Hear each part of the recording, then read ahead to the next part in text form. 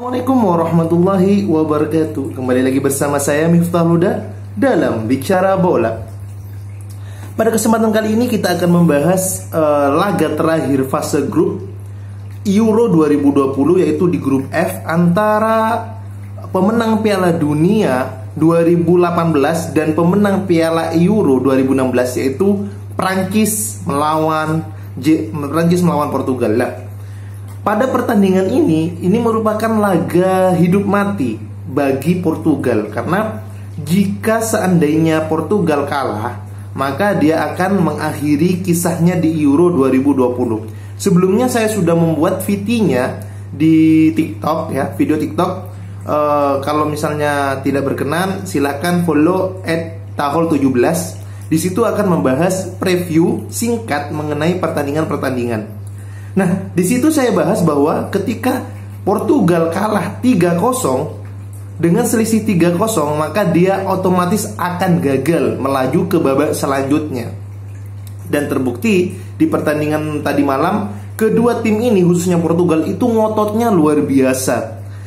Kita ketahui bahwa Portugal merupakan juara bertahan di kompetisi ini, karena di 2016 mereka mampu mengalahkan Prancis di final pada saat itu dengan skor 1-0 di babak extra time. Dan terbukti tadi malam mereka berdua, dua tim ini memberikan penyajian permainan yang sangat memukau, yang sangat menghibur, bahkan menjadi tolok ukur bahwa kedua tim ini sudah matang pada dasarnya.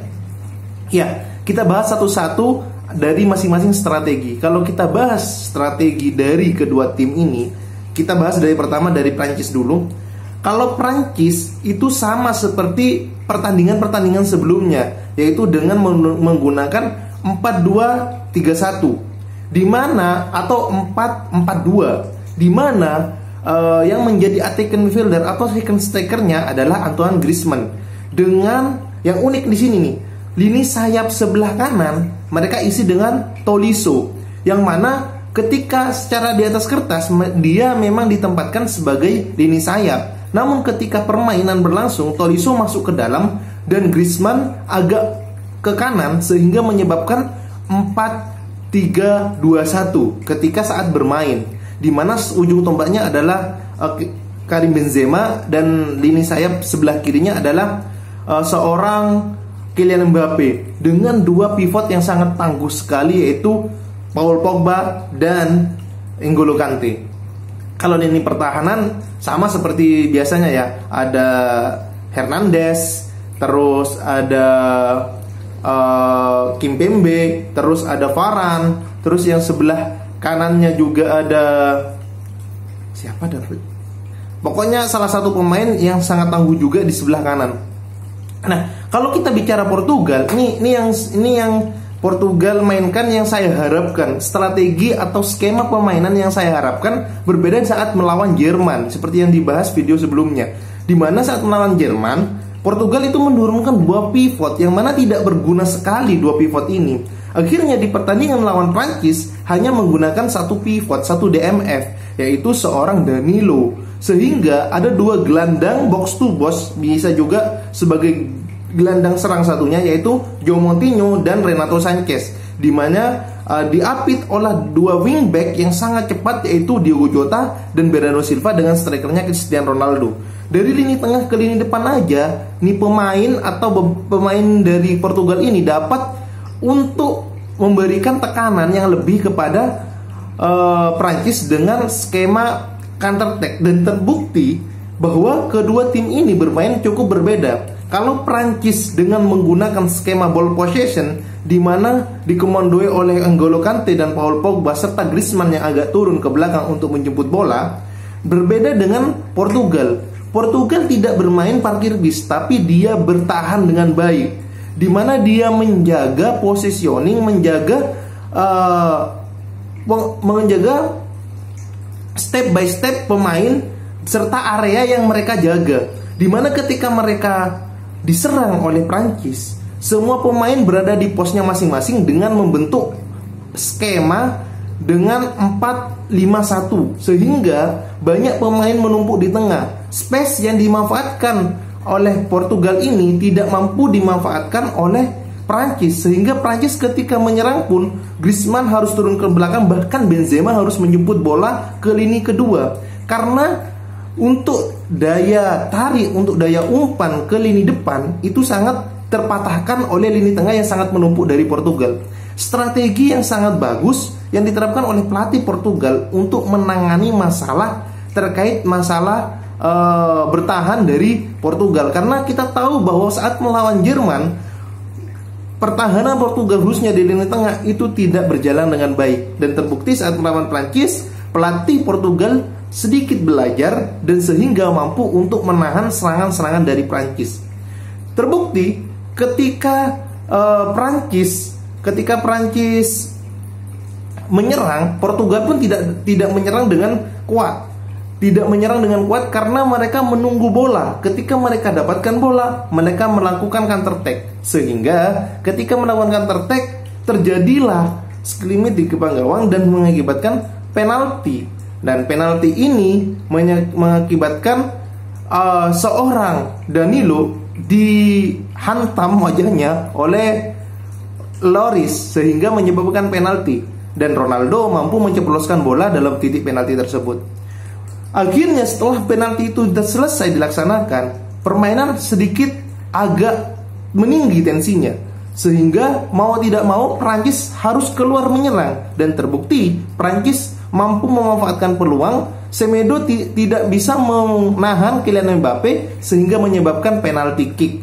Akhirnya Karim Benzema yang menjadi eksekutor mampu menceploskan bola ke gawang dan skor 1-1 untuk babak pertama. Nah, di babak kedua terjadi pergantian banyak pemain untuk merefresh banyak pemain, terutama Theo Hernandez yang berada di sebelah kiri digantikan oleh Lucas Digne, namun hanya bermain 7 menit. Ini sangat useless sehingga Digne mengalami cedera dan digantikan oleh Rabiot yang notabene adalah pemain tengah. Dia ditempatkan sebagai sayap sebelah kiri, sehingga pada saat permainan lebih menumpuk ke lini tengah dari Prancis, sedangkan Portugal hanya merefresh beberapa pemain dari lini sayap dicopot satu persatu, sehingga masih komposisinya atau komponen dari tim babak pertama masih terpadu di Portugal. Setelah Prancis itu menyerang teman-teman, akan tetapi tidak mampu dimanfaatkan betul oleh Prancis.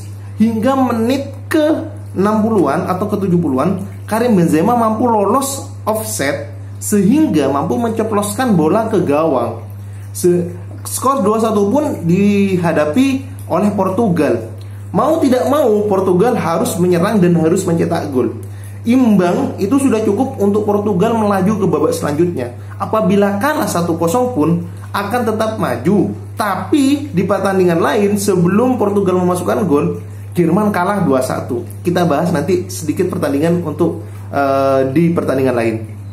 Ya, ketika Portugal semakin semangat untuk memberikan tekanan kepada Prancis dengan counter attack-nya, Prancis juga kokoh dengan dua pemain pivot mereka, yaitu N'Golo Kante dan Paul Pogba. Mereka berdua sangat padu di lini tengah, sehingga Portugal mampu menceploskan bola ke gawang melalui titik penalti akibat kesalahan Konde, di mana Konde tidak bisa mengantisipasi umpan silang dari Cristiano Ronaldo sehingga menyebabkan handsball di dalam kotak penalti. Dan hasil Ronaldo mampu sekali lagi menuntaskan titik penalti ini.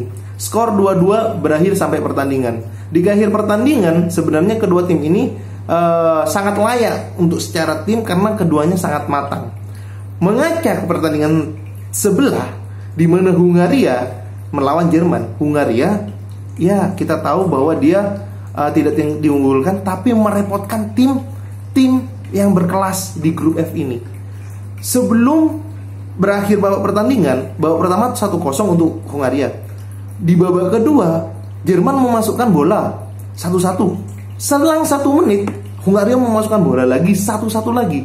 Hingga menunggu menit ke-84, barulah Goretzka mampu menyeploskan bola karena Mosiola mampu memberikan umpan tarik ke lini tengah dan diumpan kepada Goretzka. Goretzka mampu menciptakan gol. Akhirnya Jerman mampu keluar sebagai peringkat 3 terbaik. Dari ini kita dapat saksikan bahwa pada dasarnya di grup F ini adalah grup neraka. Walaupun Hungaria tidak dianggap, tapi dia merepotkan untuk tim-tim sekelas Jerman, Prancis maupun Portugal. Untuk pertandingan Prancis dan Portugal ini sendiri, ini merupakan pertandingan yang sangat seru, memukau, dan semoga kedua tim ini dapat melaju sejauh mungkin. Tapi agak sedikit terganggu karena Portugal akan menghadapi Belgia di babak 16 besar, sedangkan Jerman menghadapi Inggris di babak 16 besar. 16 besar, 4 tim bertemu dalam 16 besar, dan 4 tim ini merupakan salah satu dari keempat-empatnya dijagokan sebagai keluar sebagai juara. Patut kita tunggu di 16 besar kejutan apa yang akan terjadi. Kita saksikan di beberapa pertandingan yang akan datang. Mungkin kita akan bahas satu persatu ataupun pertandingan-pertandingan yang seru di babak 16 besar. See you guys.